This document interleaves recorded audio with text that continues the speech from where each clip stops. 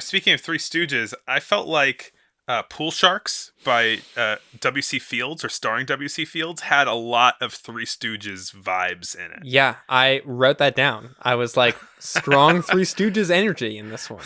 it. Um, yeah, I mean this is his debut, right? W.C. Fields. Yes, I think he was pretty big on the vaudeville stages Hmm. before this, but yeah, he this was his film debut. I mean, there is a lot of this takes place in primarily around a comedic game of pool, as the title would suggest. And yeah, there's something about like juggling and like trying to there's a bit where he's like trying to replace uh the pool balls on like a rack, and they keep falling off, and he keeps grabbing them, putting them back on, grabbing them, Uh putting them huh. back on.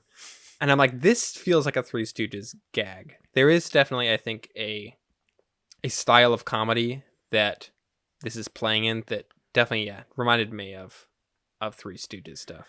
And I mean, there's also like a lot of comedic fighting in this movie, Yeah, including eye like pokes. eye pokes. That was the thing Yeah, that really sold me on that idea. yeah, very different kinds of eye pokes. Hmm. Not the classic two pronged, uh, you know, Three Stooges style eye poke.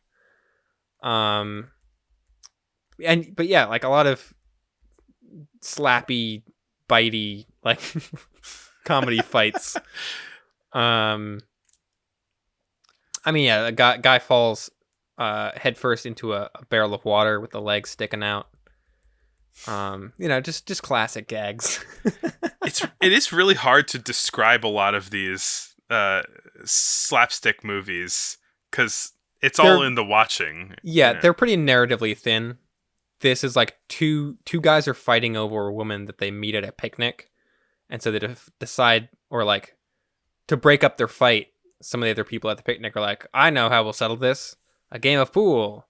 And so they go to the pool hall, and hijinks ensues. Yeah, including some stop motion pool balls. Yeah, The way that they're doing all these trick shots, and they have very zany trick shots that aren't possible in real life, and those are done through stop motion animation.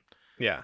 Um, this would have been a good segue, but I want to say one more thing about this movie, in that did you notice that the intertitles looked stylistically way different than something from 1915? Yeah, I don't think they were original.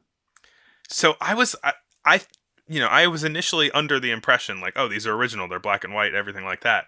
Um, and these intertitles have a very distinctive like 1950s, 1960s look to them. Yeah. Just graphic design wise, which I was kind of proud of myself for picking out because uh, I went back to the beginning and I saw a copyright from 1967 on it. Mm. So these were intertitles that were added later, and it's hard to describe. It's kind of this like on the intertitles, it's this woven kind of cloth looking background Yeah, with it's a like a very particular textured. font. Yeah, yeah, textured background with like a very particular 50s 60s feeling font on it.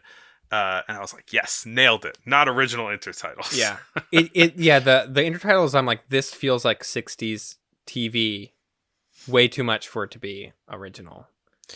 We've Um it yeah, I mean, we've seen people do some interesting stuff with stylistic intertitles. yeah, But yeah. not to that degree, I don't think. Hmm.